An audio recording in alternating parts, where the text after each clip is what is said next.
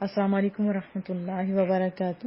پہلے لفظی ترجمہ کر لیتے ہیں، پھر اس کے بعد با محاورہ، پھر تفسیر انشاءاللہ تعالی۔ قرآن کریم کھول لیجیے، 261 آیت مبارکہ ہے۔ اعوذ باللہ من الشیطان الرجیم، بسم اللہ الرحمن الرحیم۔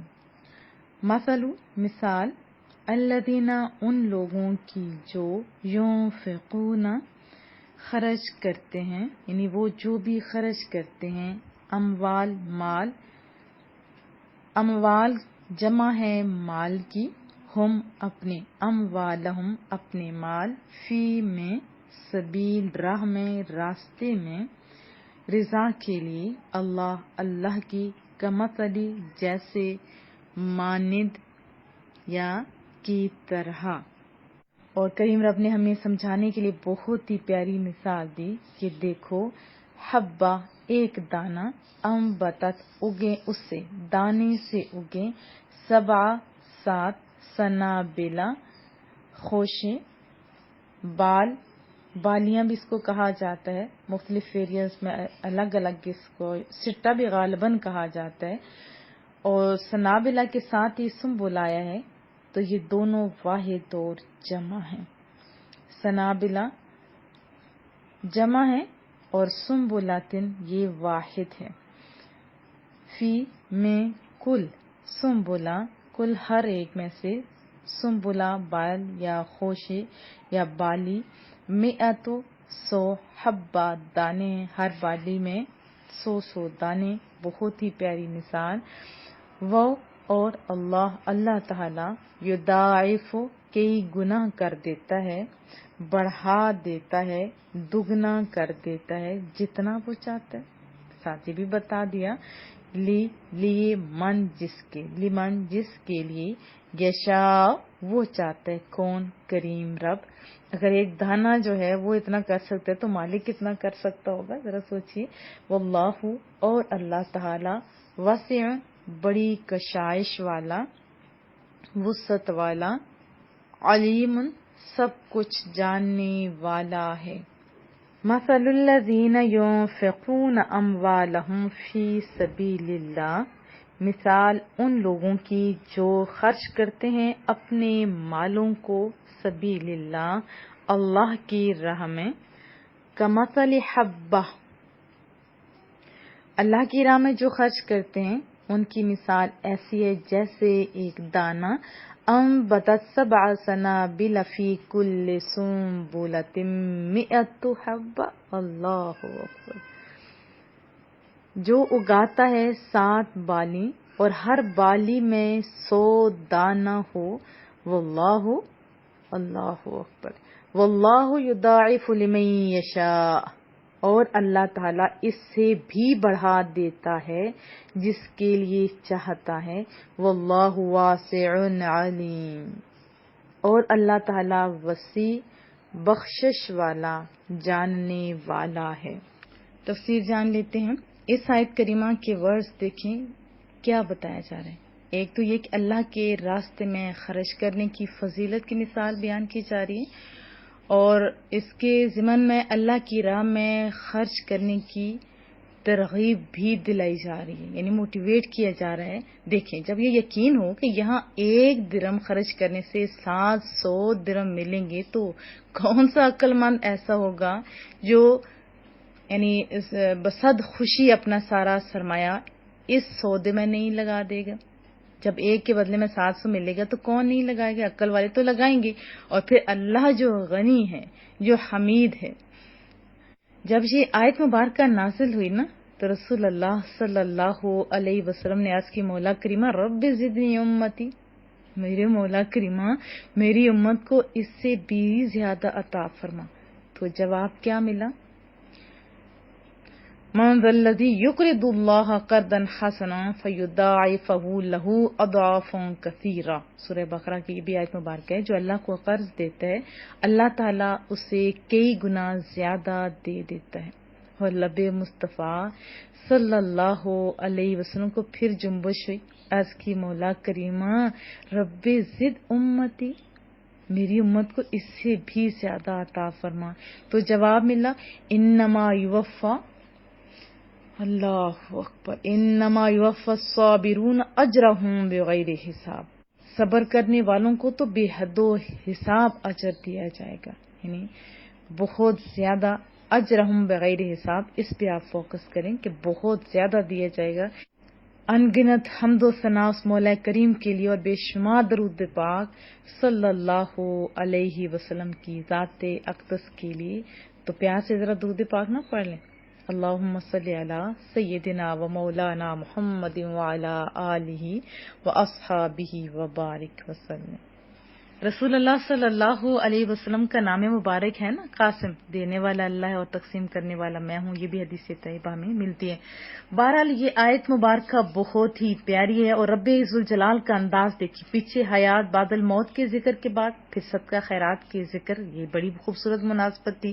اب پہلی آیات میں دیکھیں اللہ تعالیٰ نے حضرت عزیر حضرت ابراہیم علیہ السلام کا قصہ بیان کیا، دونوں قصوں میں حیات بعد الموت پر دلائل قائم کی، کیسا خوبصورت انداز ہے۔ اور پھر اس زندگی کے بعد دوسری زندگی ظاہرہ آنی ہے، اس کا تذکرہ ہے، بیان بھی کیا جرا ہم سارے مسلمانوں کو پتہ ہے۔ تو دوسری زندگی میں کیا چیز انسان کے کام آ سکتی ہے، کون سا عمل وہاں نفع دے سکتا ہے، وہ صرف اور صرف صدقہ اور خیرات ہے۔ تو کیا فرمایا، اے ایمان والو، اس دن کے آنے سے پہلے ہماری دی ہوئی چیزوں میں سے خرچ کرو، جب خرید و فروخت ہو سکے گی، نہ کسی کی دوستی کام آئے گی، یعنی نہ خرید و فروخت ہو سکے گی اور نہ کوئی دوستی کام آئے گی، نہ کسی کی اللہ کی اجازت کے بغیر شفاعت کام آ سکے گی۔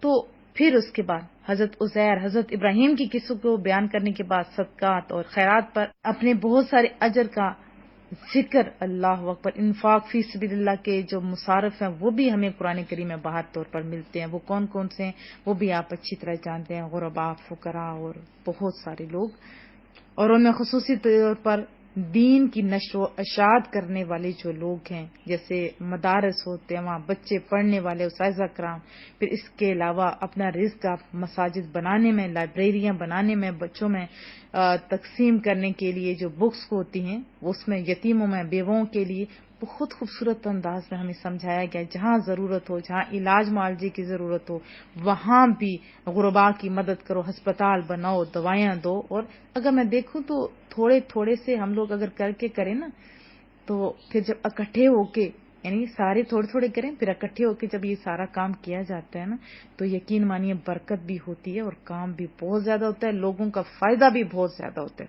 اور پھر اللہ اکبر بہت زیادہ اجر و ثواب بھی دیتے ہیں۔ رشتہ داروں، پڑوسیوں، جو بھی ہو، جہاں تک ہو سکے شکر کرو، اللہ نے ہم لوگوں کو دینے والا بنایا، جس کے پاس علم ہے وہ دے۔ بہرحال یہاں جو تذکرہ ہو رہا تھا کہ اللہ کی راہ میں خرچ کرو، اور جو جہاد کے لیے نکلتے اسپیشلی وہاں بھی، کیونکہ وہاں دین کی سربلندی کے لیے نکلنا ہوتا ہے، اور دین کی سربلندی کے لیے اپنا پیسہ خرچ کرنا یہ سب سے بہترین کام ہے۔ اور قرآن کریم کے اندر بارہا جگہ پہ الگ الگ، کہیں 10 کا ذکر، کہیں زیادہ کا، جیسے سورہ انعام میں آتا ہے من جاء بالحسنۃ فلہ عشر امثالھا، جو کوئی لائے گا ایک نیکی تو اس کے لیے 10 ہوں گے اسی کی مانند۔ اس کے علاوہ بھی ہمیں احادیث طیبہ میں بھی ملتا ہے، قرآن کریم کی آیات میں بھی ملتا ہے کہ آپ ایک خرچ کرو گے تو اس کے بدلے میں کم سے کم 10 اور زیادہ سے زیادہ کی کوئی حد نہیں۔ اور ابھی جو آیت مبارکہ پڑھی اس میں کس کا تذکرہ تھا؟ 700 کا تذکرہ تھا۔ لیکن ایک بات کہوں، اگر ایک دانے سے اتنے 100 نکل سکتے ہیں، وہ مالک تو بے حساب دینے والا ہے۔ یہاں تو مجازن دانے کی طرف ہوا نا اشارہ، دینے والا تو اللہ کی ذات ہے نا، تو وہ ایک کے بدلے کتنا دے گا یہ تو ہم سوچ بھی نہیں سکتے، سوچ بھی نہیں سکتے۔ جتنا اخلاص زیادہ ہوگا اتنا ہی اجر زیادہ ہوگا، جتنا اس کی رضا کے لیے ہوگا اتنا ہی اجر زیادہ ہوگا۔ جو ریاکاری سے، دکھاوے سے، ہر چیز سے پاک ہوگا نا، پھر اس کا اجر بھی زیادہ ہوگا۔ اور ایک مثال سمجھو، جیسے ایک بندہ ہے جس کے پاس بے حساب دولت ہے، یعنی کروڑ پتی جس کو کہہ سکتے ہو یا اس سے زیادہ ہے، وہ اگر کسی غریب کو 2 روٹیاں کھلا دے گا تو اس کی کتنی کمی آئے گی، کتنا فرق پڑے گا؟ نہیں نا۔ لیکن اجر تو اسے بھی ملے گا. اور دوسرا متوسط ہے، وہ بھی کسی بھوکے کو 2 روٹیاں کھلاتا ہے، وہاں بھی نیکی ملے گی.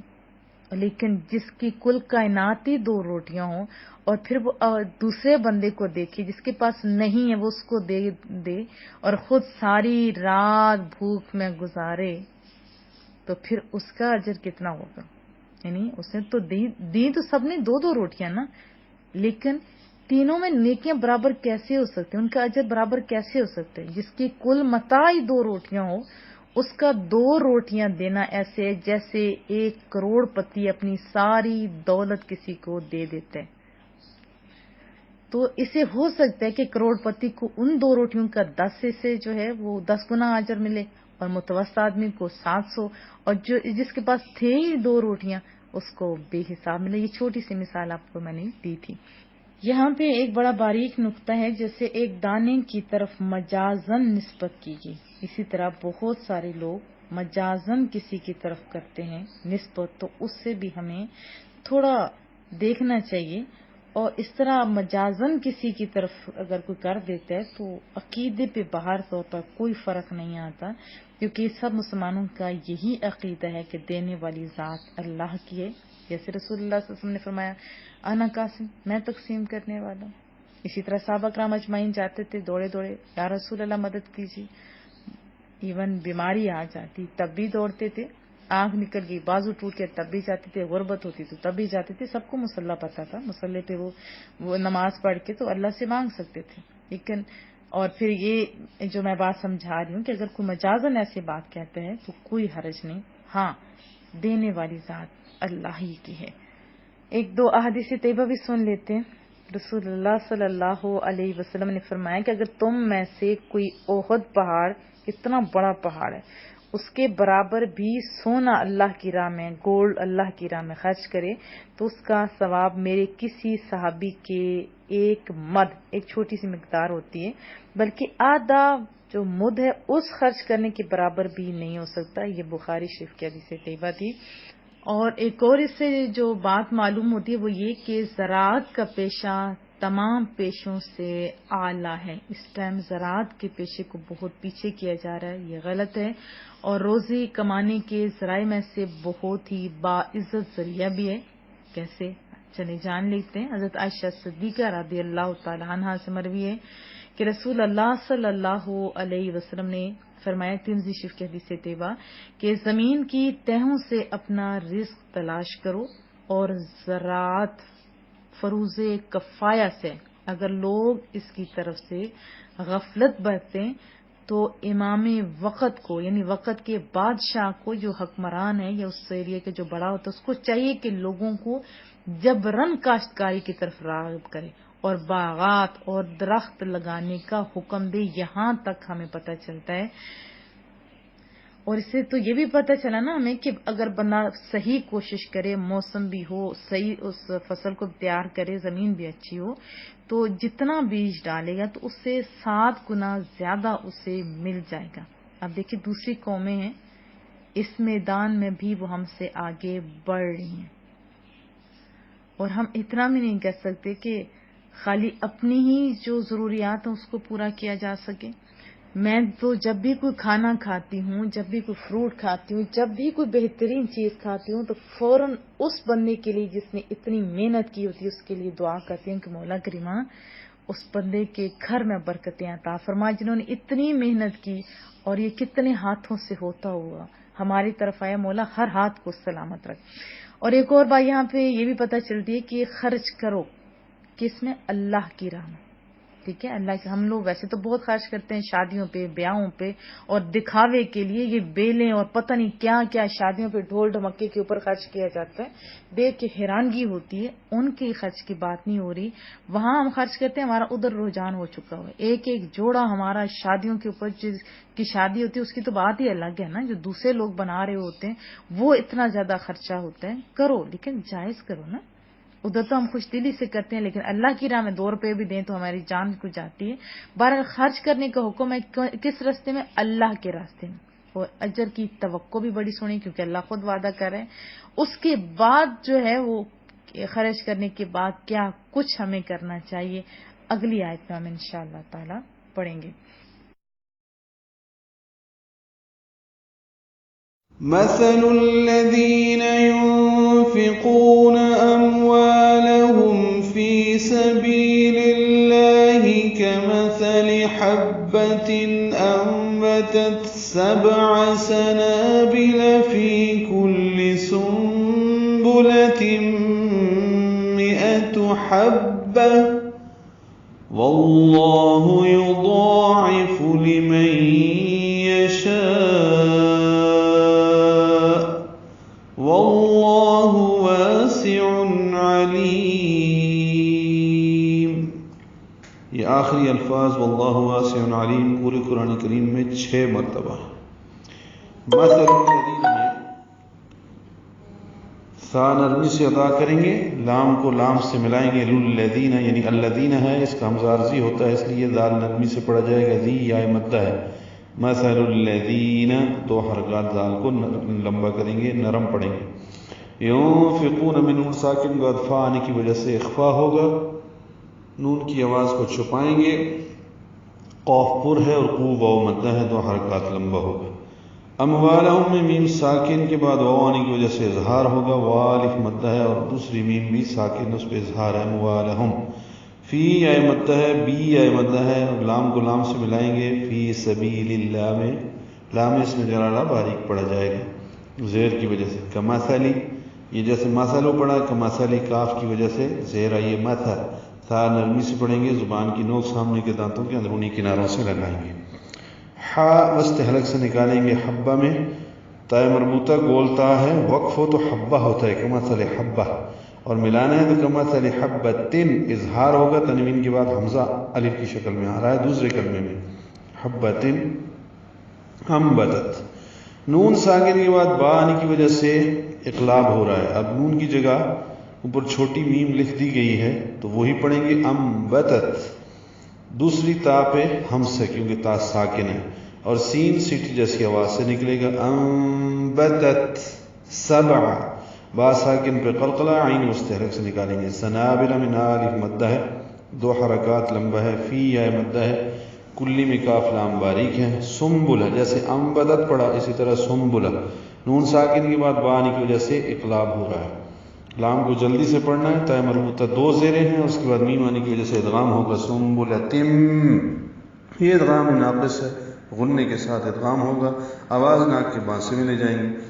مئہ میں میم کو لمبا نہیں کرنا، الف لکھا ہوا ہے، زیر کی کوآرڈینیشن یا کی ہوتی ہے، اگر زیر کے بعد یا ساکن ہوتی تو پھر یہ لمبا کرتے ہیں۔ اب یہاں پہ ہم اس کو میم کی نیچے زیر جو ہے اس کو جلدی سے پڑھیں گے، می اور حمزہ زبر آ، میاتو حبہ، یہ حبہ پہلے پڑھ چکے ہیں، کمثل حبہ، رکنا ہے تو وقفاً یعنی تا مربوطہ ہا میں تبدیل ہو جاتی ہے، اور اگر ملانا ہے تو حبتیوں ادغام ناقص ہوگا، غنہ کریں گے۔ واللہ یعنی واو پر تشدید لائیں گے، لام اس میں جلالہ واو کی زبر کی وجہ سے پر پڑھیں گے، واللہ یضاعف، ضاد بھی پر ہے، عین وسط حلق سے نکالیں گے، فا کو معروف طریقے سے پڑھیں گے، لمن یشاء میں نون میم ساکن کے نون ساکن کے بعد یا آنے کی وجہ سے ادغام ہوگا غننے کے ساتھ، لمن یشاء، اب مئی میں آواز ناک کے بانسے میں لے جا رہے ہیں، شاء میں الف مدہ کے بعد حمزہ آنے کی وجہ سے مد متصل ہے تو یشاء، لیکن ہم وقف کر رہے ہیں تو یشاء حمزہ ساکن ہو جائے گا، اب یہ مد عارض سکون بھی بن جاتی ہے، مد لازم بھی بن جاتی ہے، مد متصل تو ہے ہی ہے۔